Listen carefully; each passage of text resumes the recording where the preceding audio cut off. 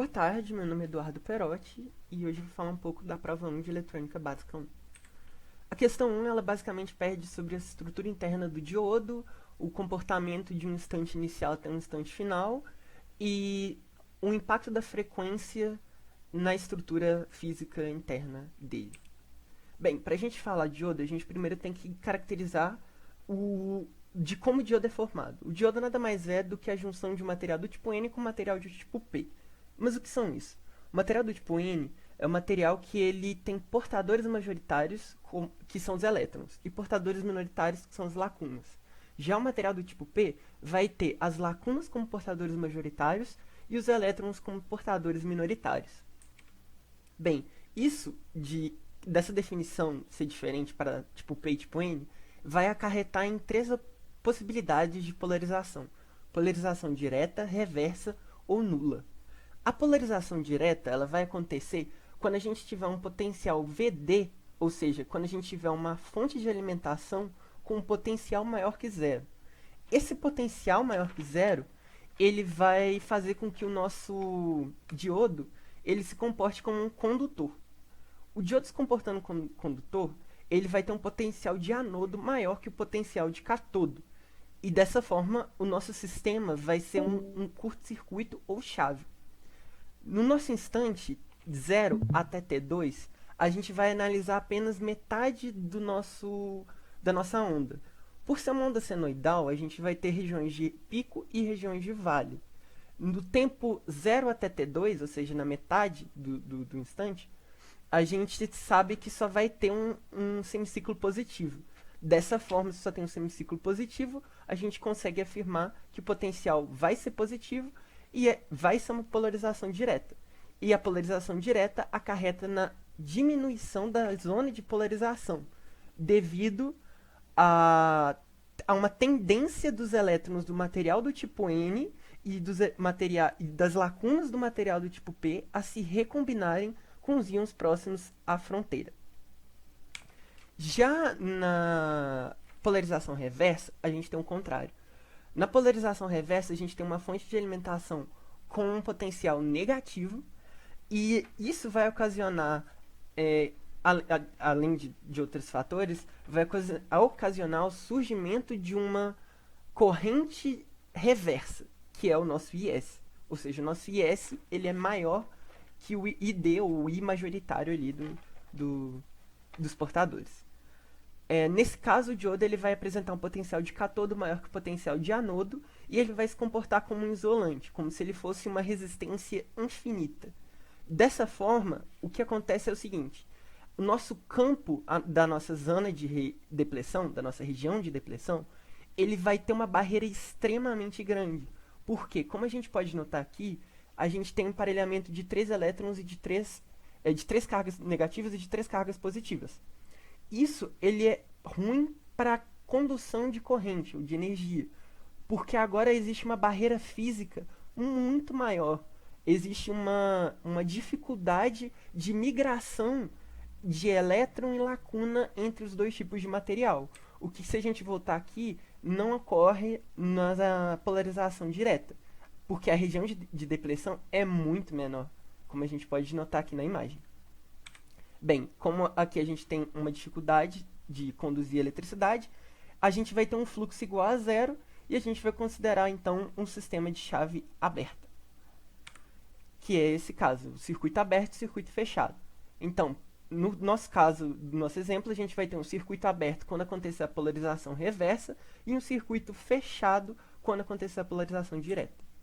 Esse aqui é basicamente o exemplo, sendo que o valor da frequência e da resistência são valores somente de teste para simulação mesmo. Bem, vamos então simular o nosso circuito 1 no Arcade. Como a gente pode ver, a gente vai olhar a tensão antes e depois do diodo e ver como a forma da nossa onda senoidal vai se comportar. Rodando a simulação aqui em regime transiente, nós conseguimos observar o seguinte: no período de 0 até t sobre 2, que seria essa região aqui, que é a parte positiva da nossa onda, em que a gente tem um potencial maior que zero da nossa fonte de tensão, nossa fonte de alimentação, nós podemos dizer o seguinte: por ser um potencial somente positivo, somente a parte positiva da onda, a gente vai ter uma polarização direta nessa região, que é o que ocorre aqui. A parte em verde representa a nossa onda completa, que tem o seu ápice e seu pico, o seu vale, perdão, pico e vale. Já a onda vermelha vai representar só a parte que acontece depois do capacitor. Por quê? O nosso capacitor ele meio que vai filtrar, ou seja, de 0 até meio T, a gente vai ter o mesmo comportamento típico da nossa onda senoidal. Porém, de T sobre 2 até TF, que seria o final, essa região ela vai ser zero, por causa da nossa polarização reversa, que vai ter um fluxo de cargas igual a zero, de corrente igual a zero. É porque o nosso capacitor vai agir como uma resistência. No verde a gente vê que a onda ela possui essa região, porém depois que ela passa do diodo, essa região é zero. Então, antes do diodo, a gente tem valores negativos, só que depois do diodo, nesse mesmo tempo, para essa mesma onda, não temos, que é o que ocorre aqui, e esse gráfico ele corrobora a questão teórica explicada. Na letra B, é basicamente uma análise das fórmulas que a gente tem, que é xc igual a 1 sobre 2πfc e c igual a E vezes A dividido por D. Bem, nós sabemos que xc é a nossa reatância, F é a frequência e C é a capacitância. Então, se nós aumentarmos a nossa frequência, a gente vai diminuir a nossa capacitância. Perdão, nós iremos diminuir a nossa reatância. Se nós aumentarmos a frequência, nós iremos diminuir a reatância. Diminuindo a reatância, o que vai acontecer é o seguinte: a gente vai ter em magnitude o valor do nosso diodo, ele vai ser infinito, vai ser uma resistência infinita. E dessa forma ele vai representar um circuito aberto, sendo, portanto, desprezado. Na presença de altas frequências, vão ocorrer os chamados efeitos parasitas capacitivos e indutivos. Na questão 2, como podemos observar, a gente precisa fazer a substituição do modelo do diodo ali pelo modelo completo. A gente está no modelo mais geral ali dentro, que não mostra nem a resistência interna, nem a tensão interna, nem a fonte de tensão interna aplicada. Bem, se a gente olhar aqui no ORCAD, nós conseguimos observar que a gente vai ter uma fonte de tensão de 4, uma fonte contínua, né, de 4 VDC, e outra de 0,55. A de 0,55 pertence ao diodo, e esses 2 ohms também pertencem ao diodo. Isso aqui é o modelo completo. Aqui a gente tem uma resistência de 5.000, que ela é basicamente para não queimarmos o diodo, né, quando a gente fizer a ligação. E agora eu vou fazer uma simulação de DC sweep. Quando eu fizer a simulação de DC sweep, o que eu vou estar comparando é o seguinte: a curva verde ela vai mostrar a tensão antes de passar pelo diodo, que vai ser uma reta. Depois de passar pelo diodo, a gente vê que ela começa em 0 e ela tem uma leve curva, ela é uma exponencial. Ela não vai ser uma reta. E ela vai aumentando, aumentando, aumentando, até chegar a um ponto que o diodo liga, ele acende. Esse ponto, ele deveria ser 0,55. Como a gente está usando um diodo que não é um diodo ideal, esse diodo D1 aqui ele não é ideal, é o DN148, se não me engano, a gente tem um valor nele diferente do esperado. Então aqui a gente pode ver que ele está ali perto do 1.1, 1 ponto alguma coisa. Ele está ligando nessa curva aqui.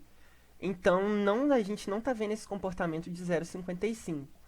Porém, é o que ocorreria se a gente estivesse utilizando o diodo ideal, que a gente tem aqui o diodo ligando, né, atingindo o seu valor ali, o valor da corrente interna do diodo. E aí com isso a gente mantém isso constante até o final, porque a gente vai ter um boom, né? Vai ter um crescimento gigantesco após o diodo atingir a sua capacidade de tensão. Ou seja, conseguiu ligar o diodo, ele vai aceitar toda a corrente que tiver vindo ali, toda a tensão. Obviamente ele não vai estourar, ele não vai explodir por causa da nossa resistência de 5.000. Tem uma resistência muito elevada aqui que está segurando, que está limitando a corrente para que não se passe uma corrente excessivamente muito alta para o nosso diodo. Tanto que a gente consegue analisar aqui, né, a tensão em R1 e a tensão no diodo 1. Ou seja, a gente consegue ver antes e depois do diodo, e o que vai nos mostrar depois aqui é esse ID1, que é a nossa linha vermelha. A gente vê que ela aumenta, mas que é uma corrente muito pequena. É uma corrente em torno de 1000 amperes, que é muito, muito baixo. Então, se esse valor fosse muito alto, a gente ia ter o problema de queimar o diodo. Bem, a questão 3, nós temos que projetar um retificador de onda completa, seguindo as seguintes especificações técnicas. Só um adendo que no nosso sinal de entrada VI, nós temos o 8 como valor da amplitude da nossa onda e o 100 como valor da frequência. Utilizaremos um capacitor da ordem de 10 microfarad.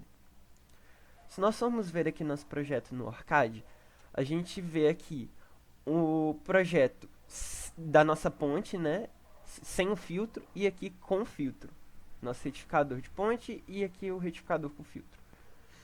Aqui a gente vê que a gente tem a ponta de probe, ela é a differential mark, ela está aqui em cima do resistor R1 e aqui em cima do resistor R2. Rodando, nós temos o seguinte gráfico. A onda verde, ela é referente ao nosso resistor R1 sem filtro, sem capacitor de filtro. E a gente vê que ela atinge o ponto de pico e o ponto de vale. E aí, logo em seguida, ela já começa a crescer, ou seja, não tem um tempo que ela fica parada aqui, um tempo que fica zerado. Então, ele é como se ele estivesse ligando e desligando, ligando, ligando, desligando, ligando, desligando. Nós temos a onda vermelha, que vai ser do nosso capacitor de filtro, né? Que é exatamente esse aqui. E nós vemos o seguinte, a gente vê esse comportamento aqui, e a gente consegue analisar a tensão de Ripple. A tensão de Ripple, ela vai ser o valor de pico até o vale. Então aqui nós temos o nosso valor do pico e o valor do vale, que é, no caso, 6,61 volts no pico e 6,42 volts no vale. E aqui a gente tem um valor que é de 195,725. Vamos analisar o nosso diodo 4 e o nosso diodo 2, da nossa ponte, né? No diodo 4, a gente tem aqui anodo, catodo, e o diodo 2 a gente tem anodo, catodo. Então, a gente repara que eles estão o contrário, né? O que isso vai afetar? Quando a gente for a ver aqui a forma da onda, a gente vê que quando um deles está ligado, ou seja, quando tem a forma da onda vermelha, ela está no seu alto, no seu pico, o outro ele vai estar no seu vale, ele vai estar desligado. Então, ele vai estar aqui basicamente constante aqui no zero. E aí vai acontecer o seguinte, a vermelho ele vai diminuir, vai ficar constante aqui, e aí a onda verde ela vai ter o seu valor aqui no vale, porque eles estão em sentidos opostos, eles estão contrários, né? Então, o D4 ele vai estar recebendo a parte positiva da onda, que vai passar esse caminho aqui, D4 passa na resistência R1, D5, e a parte negativa da onda, ela vai vir aqui em D3, passa em R1, D2. Então, é por isso que nós vemos essa similaridade, né? Esse espelhamento aqui. E aqui nós temos o gráfico da nossa corrente que está passando no nosso diodo D2. A gente vê que ela é zero, né? 0 amperes. E de repente ela vai até ali mais ou menos uns 700 microamperes. E aí ela volta e cai de novo. Que é exatamente o período do nosso ciclo. Ou seja, então aqui provavelmente estava passando, que a gente está analisando o diodo D2. Se nós olharmos aqui, nosso diodo D2, ele está recebendo a parte negativa. Então aqui, ó, aqui está baixo porque recebeu um pulso positivo, recebeu o pulso negativo, positivo, negativo.